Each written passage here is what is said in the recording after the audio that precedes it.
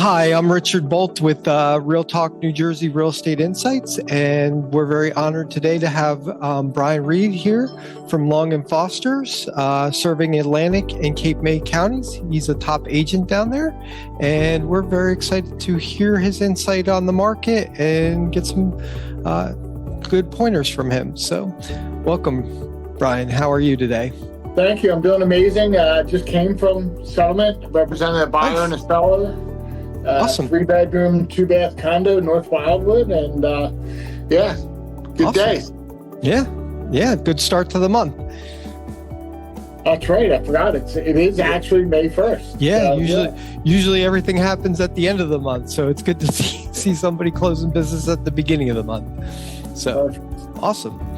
Well, I wanted to start off, first of all, like what inspired you to pursue a career in real estate, and how has your journey shaped your approach to client service?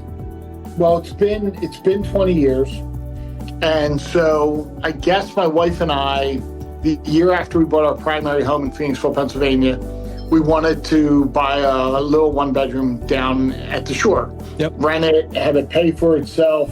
You know, that whole dream of, all that additional income coming in and, that type of thing. And we got a 1-bedroom, and then we wanted a 2-bedroom. My wife said, well, why don't you just go get your real estate license? And, that way we save on commissions and, which is just funny now that you think about it. Like, there's no way I would do anything to save just like a few $1,000s over one time or whatever it is. But, but yeah. I got my license. I was working full-time in King of Prussia, Pennsylvania, and I started working part-time real estate in the Wildwoods in New Jersey, and fell in love with it. Cool. Quickly realized I could make as much in real estate as I was, in a corporate job. Yep. And I left that job at one of the worst times in real estate, 2005, towards the end. Yeah. So I always tell people it was kind of like, if you ever watch like a cartoon like Bugs Bunny, and there's all this water coming out of this tube, and then they start turning it off, and then there's just a drip. Yep. That's how I learned how to sell real estate, in that drip. Yes. I was in it for a few years before that, but yes, it was a big switch in direction. So I do find that usually, like, this business, it's either in your blood and you love it, or like it's just not for you and you're not going to be long for it. But I see that you've been in it for a long time. Like myself, I've been doing it for 25 years, I guess. So awesome. So tell me a little bit more about the marketplace in the Jersey Shore, Wildwood Ocean City. What's recently evolved, and what should buyers be aware of? So I'm primarily, it's kind of crazy. I did 90 deals last year. Wow. So I don't have an assistant. I don't have a coordinator.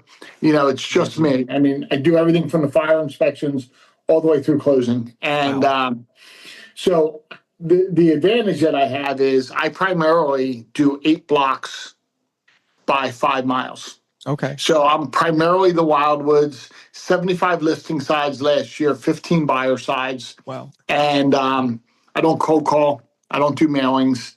I don't have a CRM.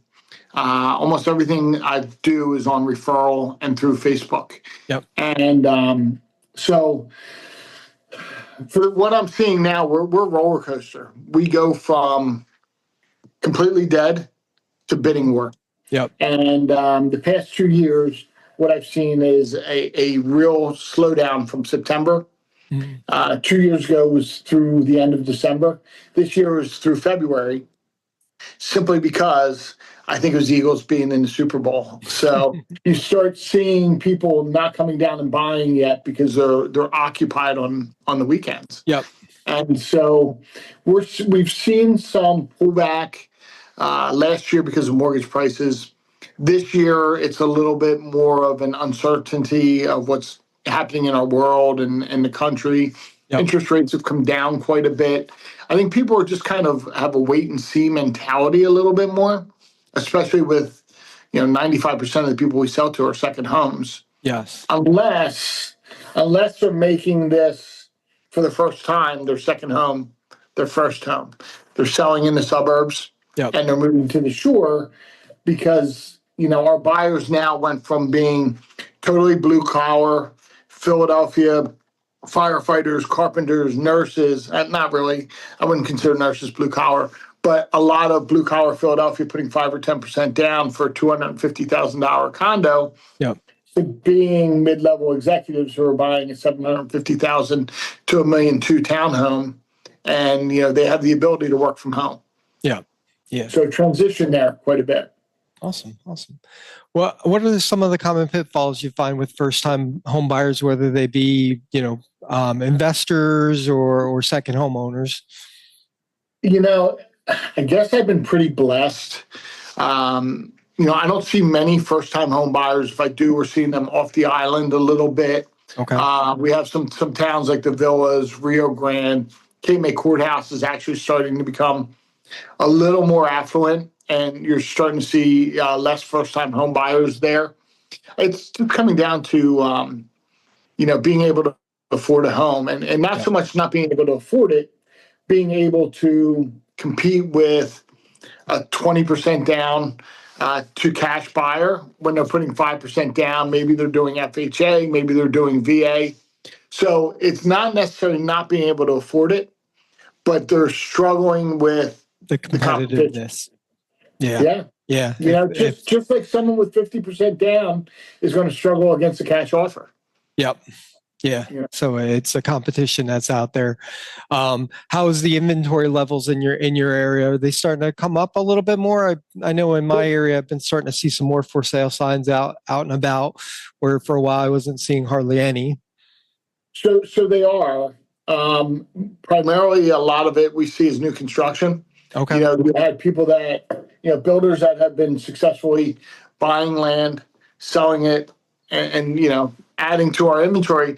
But, at this point, you don't have as much resale, simply because people are holding on to 2.75 interest rates. Yep. When you have 2.75, you bought the property for, 450, it's now worth, 7.25. You want to upgrade, but that $1 million home that you want to go to is going to be a 6+ to 7% interest rate. Yep. So I did actually. They're making deals. I recently helped somebody do that, but basically because they were able to sell it for so much that they had bought more than they had bought it for, even though it was only 4 or 5 years later, paid off all their other debt. More down. Yeah, actually they used a lot of it for paying off their other debt. So when we compared apples to apples, with the money that they had to pay off their other debt, their car loans, their credit cards and whatnot, their actual overall monthly expenses went down by $300 a month. So when you're 10-12% on those credit cards, whatever they may be. So yeah, I've seen 20-30% on some of those credit cards. Yeah. some of them, it's so high. I'm like, I didn't even know they were allowed to charge that much. You would get that from the corner. That's the kind of rates you get from, borrowing from down in the corner.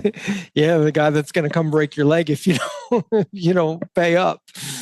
So, can you share any hidden gems or upcoming neighborhoods that buyers should keep on their radar? We're at the shore, so it really is one of those situations where there's not that many hidden gems anymore. Yep. But for me, what's always happened is we're primarily 8 blocks wide, right? So you have the beachfront and then you have the bayfront. Bayfronts and beachfronts are always going to sell more. It's that middle area, yep. Right? So we have essentially 4 towns in our island. We have North Wildwood, then you have Wildwood proper, Wildwood Crest, and over the bridge to the west, we have West Wildwood. Now, the center of Wildwood has always historically been the least priced area.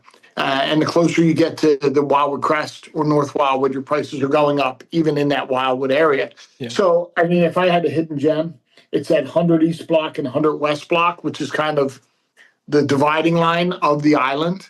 So you're 4 blocks to the bay, you're 4 blocks to the beach, and eventually that all that area, it's the only land that's going to be redeveloped, or, they're the houses that haven't been torn down yet. And that's where you're going to see your value, as well. So, and I think a lot of the value is going to come into rehabbing properties rather than tearing them down and rebuilding, because the cost to rebuild, the cost for land acquisition, you're better off preserving, putting a couple $100,000 into the property than building for 700 or 800 grand. Yeah. So I think you're going to see, I think that's where the hidden gem is going to come. Yeah. Yeah. Do you, because we do reno loans, that's one of our specialties, doing reno loans, the 203K or the conventional reno, the home style reno loans. So, I've done quite a few of them. I had a couple take I think it was about a 900 square foot house and make it to 2,700 square foot. So that was a big project, but on the islands, it's amazing. We have different rules, different laws, things that people who sell on the mainland don't think about. And we have a lot of realtors that come down from outside of our area that don't primarily sell on the islands. And buyers really, you talked about things that you have to be aware of. We are so centric in our sales that I'll get referrals from Stone Harbor realtors down into the Wildwoods. It's 6 miles away. Yeah. And so they're referring down. But what ends up happening is a lot of realtors, they may sell to their friends or to their family, and they buy the house across the street. The house sits lower. They're buying the house with the thought of lifting it or renovating it. Yep. And the house across the street, the actual building part of it might be worth $300,000, or it might be worth $200,000. In our town, like if you go to, you would have to, if you're going to do more than 50% renovation on the house of the value of just the house, not the land, and most of our value comes in the land, then you have to bring it to new construction standards, which means you're probably going to have to lift the property. Lift it up. Yep. Right. So, and then you're going to have to put in, depending on how high you go, all the, you normally don't get into the sprinkler systems, but at some point you're now buying a property thinking you're going to put X amount into it, get away with it, and now you're going to have to lift it. And it's just little idiosyncrasies in regards to our islands and selling on the islands that you need to know about, the flood zones, things like that. And to me, it's why you want to go with someone that has a lot of experience selling in the area. Yeah, local knowledge. How much does lifting a house up generally cost? I mean, even a 1,000 to 1,200 square foot home, you're probably looking at $40,000 plus just to lift it. Yeah. And depending on how high you want to go and how many blocks you're going up, because you're probably going to want to put a car, you want to build it big enough to do a garage. So we're talking about a massive foundation. Yeah. It's probably $40,000 minimally. Yep. And then, you have to factor all that stuff into that reno cost that you weren't expecting. So, yeah. So you've been called the home marketing guru. What strategies do you use to get listings noticed? So I haven't missed a day posting on social media, specifically Facebook, in regards to the Wildwoods or real estate since November 1st, 2016. Wow. So it's consistent. Been so as crazy as this sounds, when I was doing it, every other realtor was laughing at me for posting real estate things on Facebook. There was nobody doing it. That's how new I was. So, I belong to a lot of different groups. I have, I've reverse engineered some. So there's some big groups where I've become an admin on. Okay. So they might have 175,000 followers that are specifically interested in things in the Wildwoods. It's called Watch the Tram Car. Yeah. So I can post things on there. My typical listing, I will get anywhere from 25 to 40,000 views in about 48 hours of my properties. I do a guess the price game. So 24 hours prior to the property being listed, I do a guess the price, and I send out a prize, whether it's a gift card or a Venmo, for someone who gets the exact guess. And all my listings end in 777. So If the property is between 5 and 550, there's only 50 gases, Yeah. and we all know how real estate is. It's usually 524, 777, 549, 514, 7. You have Yeah. those numbers. It's rare that I'm doing a 514 or 512, Yeah. 777. Know, probably rounding up or rounding down. So, and there's been times where unique properties, I put them out to some different historic sites. We have the Victorians. I've gotten as much as 115,000 views in like Wow. 72 hours or so, which is it's kind of neat to watch. And it's like everything else. It's not what you're seeing on the surface. A lot of it is seeing somebody that posted on a group site that's looking for an electrician, and they're getting 15 different suggestions. Yeah. I'll DM them. I'm going to say, listen, I've been doing this 20 years. Here's the two people that I recommend. And, I have 8 people that I know that are electricians. It's hard for me to post their names without one of them getting mad. Yeah. So because I have suggested so many restaurants or babysitters or plumbers, people are coming to me and saying, hey, I know you sell real estate. We've trusted you with everything else. We'd like you to sell a house. So it's building that brand. That's an awesome strategy, and you're obviously getting a lot of extra deals, from that, and that awesome exposure for your sellers. And it's no wonder you're crushing it out there. So clients first. I mean, it really, I have a team. We're primarily 5 or 6 of us are full-time realtors as our profession. We have some people that are developers and builders and part-time, but our team, it really is a 1 + 1 = 3 mentality. The name of our team is the Beach Homes team. Most of my competitors, it's the team leads, last name, team. Yeah. I wanted to have an inclusive. So if you're going on, on a listing, it's not where's Brian Reed or, why isn't this person there? I really want it to be a lack of ego, and so that we can grow things. And if we print up a hat or a T-shirt, it says the Beach Homes team, so everyone can give it out, and whatever it is. So awesome. Can you share a memorable story where you helped the client overcome challenges in buying or selling a home? So one comes to mind, absolutely 100%. So I got a recommendation, and the woman, Spanish speaking, was a cleaner for a local hotel chain. And her husband worked as a landscaper for years. Both of them spoke a dialect of Spanish. And I have a child with cerebral palsy.